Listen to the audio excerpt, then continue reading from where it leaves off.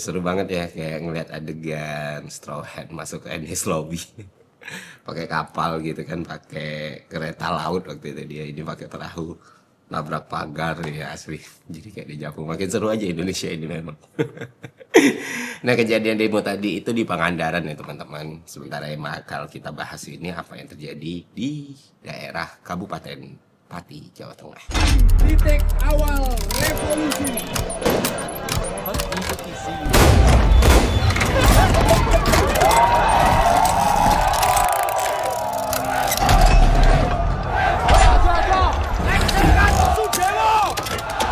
Ya seperti yang teman-teman ketahui, Pati Jawa Tengah itu jadi daerah yang paling banyak dibicarakan oleh netizen di seluruh Indonesia pada bulan Agustus tahun 2025. Mengapa demikian? Nah, di bahasa bayi ini akan kita jelaskan dengan cara yang paling sederhana dan bisa dipahami oleh semua orang.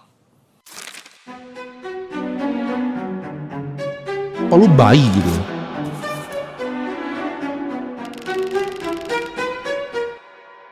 Ngerti lah. Nah kebijakan Mas Bima melanggar perda. Kau sampai pasangan. Ada nggak tertib? Terserah kamu. Karaoke melanggar perda. Hancurkan. Uang cilik beja-beja. Nah, tapi sebelum kita ngomong lebih lanjut ya, mending kalian tekan dulu tombol subscribe karena nanggung banget nih, bentar lagi 1 juta malah Kak. Kalau bisa kita 1 juta sebelum bulan Oktober kan mantep juga ya teman-teman. Gue sedikit ngupdate baju yang super kece ini, yang sablonnya discharge ini, yang nyatu sama serat kulit, yang bahannya enak ini sedang dalam proses pengiriman teman-teman yang kemarin pre-order.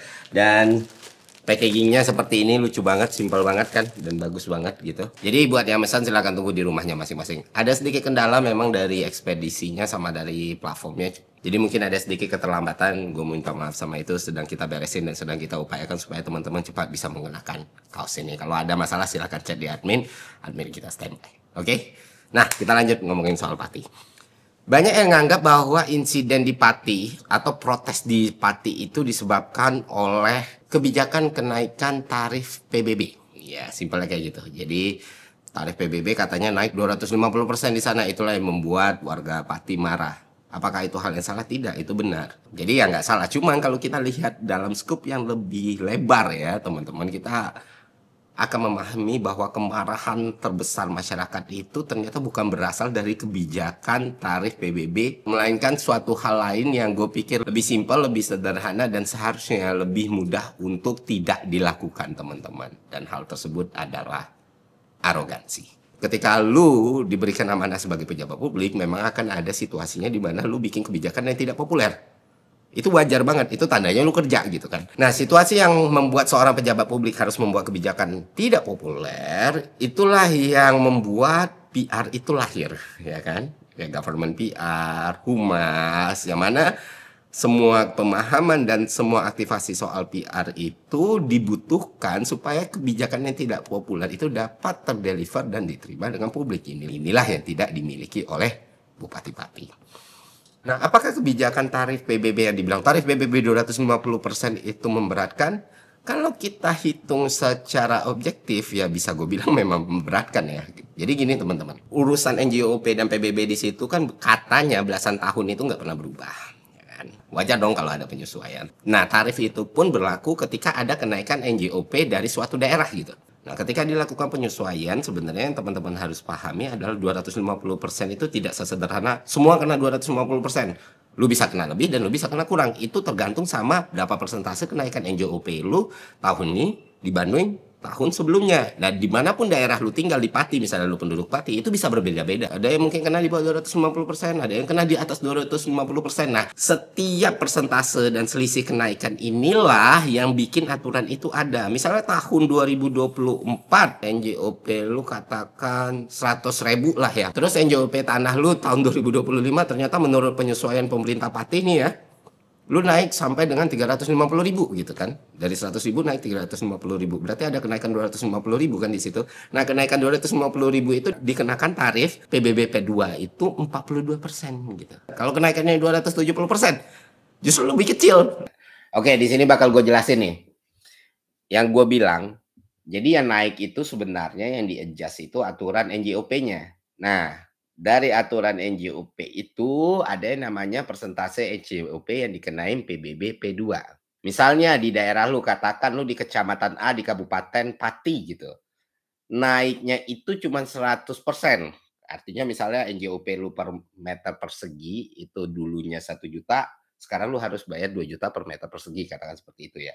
Berarti persentase NJOP yang dikenakan melalui tarif PBBP 2 itu adalah 50%. Kalau daerah lu katakan Kabupaten A tadi 1 juta tahun 2024, tahun 2025 naik nih jadi 3.500.000 nih. Berarti kan ada 1%, ya ada 250% kenaikan nih. Ya kan? Kena dari kenaikan itu ya 42%, begitu seterusnya. Kalau di atas 250%, lu kena 39%. Nah, di sini kalian lihat polanya nih. Kenapa ketika kenaikan NJOP di daerahnya itu kecil, kenapa persentasenya lebih banyak ya? Karena tujuan Pati untuk buat ini adalah meningkatkan pendapatan daerah mereka yang mereka klaim terlalu sedikit 14 tahun dulu berubah. Jadi penyiksaannya itu ke semua lini, Pak. Kalau lu tinggal di daerah Bronx area gitu ya, daerah yang tertinggal gitu, ya persentase NJOP yang dikenain PBBP 2-nya lebih besar. Kena lu 60%. Kalau lu tinggal di daerah elit yang kenaikannya 250% gitu, ya persentase NJOP yang dikenai PBB 2-nya P2-nya lebih kecil 39%. Tapi secara nilai kan lebih besar dari yang tinggal di daerah Bronx atau tertinggal tadi kan. Jadi semuanya tuh merata pukulan bebannya. Nih buat duitnya hasil kayak gitu. Nah, ini contoh simpelnya tadi. NJOP tanah tahun 2004 di zona lu 100.000 naik jadi 350.000, ya kenaikan 350.000 bagi 100 kali 100 250%. Nah, ini perhitungan simulasinya. NJOP lu di 2024 tanah 100 juta, bangunan 150, totalnya 250 juta. Hitungan PBB-nya, ini ada yang namanya, ini tarif tetap ya, NJOP TKP. NJOP TKP itu apa? NJOP tidak kena pajak. Jadi nilainya dikurangin dengan NJOP TKP-nya. Misalnya NJOP lu 250 juta, berarti dikurang dulu dengan 10 juta gitu, baru dikali 20%. Asumsinya di aturan yang sebelumnya. Maka lu cuma bayar 48 juta. Tarif PBB-nya 0,1%. Ini asumsi rata-rata Pati, berarti lu bayar PBB 48 juta kali 0,1% sama dengan 48.000. Nah, dengan aturan baru Perbup 17 tahun 2025, peraturannya misalnya NJOP di daerah lu naiknya tuh 250% tadi kan, ya kan? Berarti kalau awalnya NJOP di daerah lu 250 juta kali 2,5 gitu. Jadi 625 juta udah gede nih kan. Dikurangi NJOP TKP-nya 10 juta, 625 juta dikurangi 10 juta kali 42% nilai yang tadi kita bahas di sini. Kali 20% sama dengan 51,6 juta, 50% kali ini anggap tarifnya misalnya naik maksimum ya 258.300, bisa naik kurang lebih 5 kali lipat dari tahun lalu. Dan jelas ini memberatkan, dan untuk daerah lain ya bisa lebih ngeri lagi, Bos. Ini bukan cuma terjadi di Pati, teman-teman. Ada banyak lagi daerah yang lebih parah lagi dan bahkan kenaikannya lebih tinggi lagi. Dari info yang gue dapat ya, misalnya kayak Cirebon, ada yang bilang Cirebon itu kenaikannya bisa 1000% gitu kan, gokil ya. Nah, balik lagi di masyarakat Pati tadi, itulah yang membuat kemarahan itu terjadi karena tidak dikomunikasikan dengan baik dan nilainya cukup tinggi. Akhirnya terjadilah perselisihan antara masyarakat dan pemerintah waktu itu gitu kan. Dan perselisihan inilah yang menjadi titik awal kenapa situasinya semakin runyam, teman-teman. At least buat bupatinya lah. Kenapa demikian? Karena ketika masyarakat protes, kelompok masyarakat protes ya demo di kantor bupati, bupatinya bukannya berusaha menegakkan itu dengan baik atau berusaha untuk memfasilitasi dengan baik, malah nantangin balik Bapak Ibu semua. Dia bilang kayak gini. Biar gue nggak salah kutip. Nah, itu dia yang bilang ya.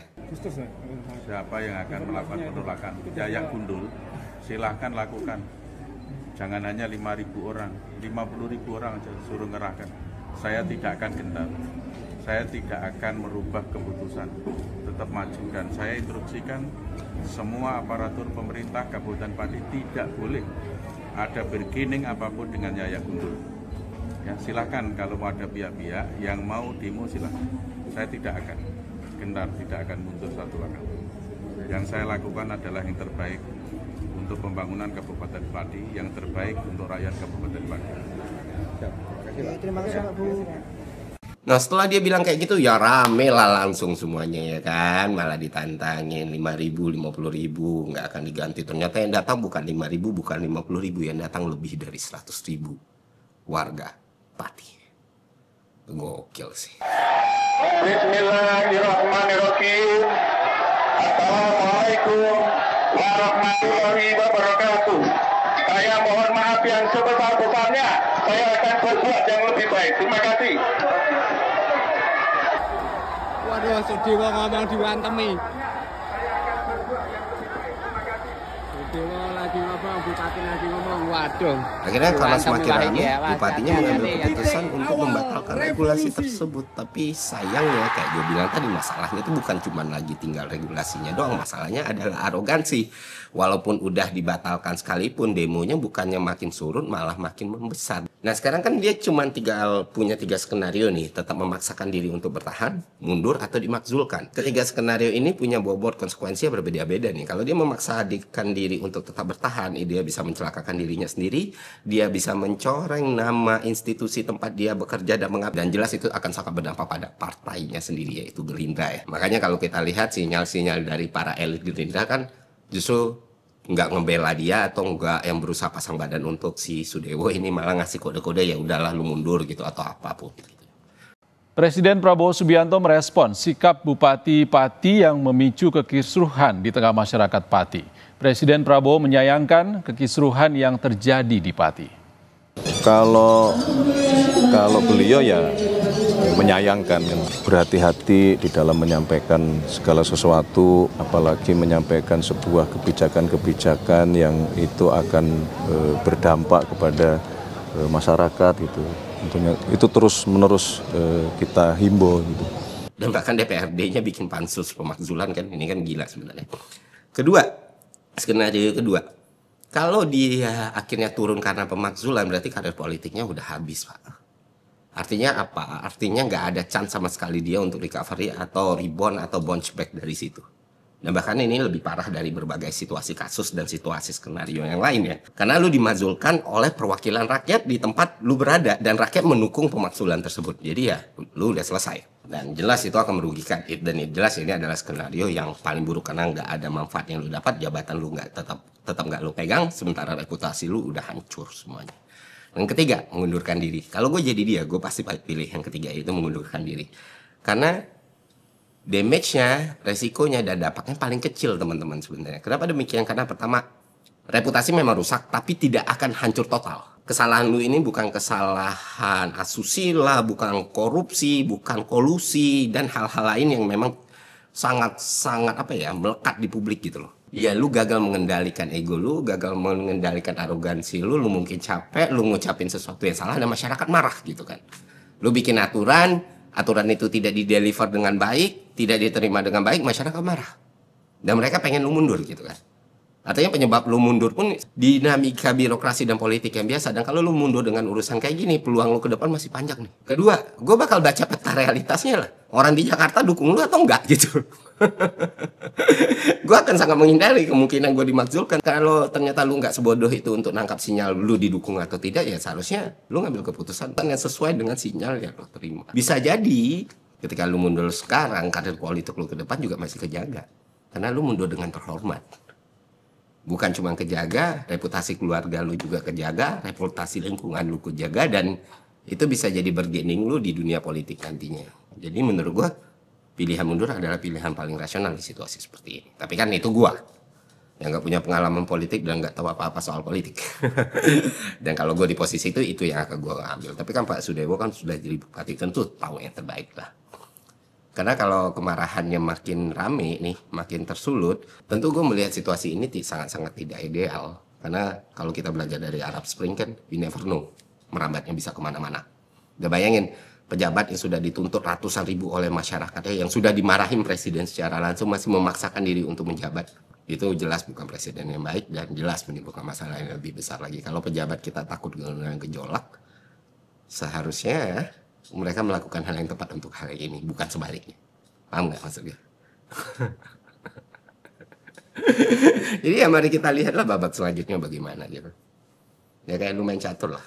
Oke, itu aja konten kali ini, semoga bermanfaat. Sampai jumpa di konten selanjutnya. See ya.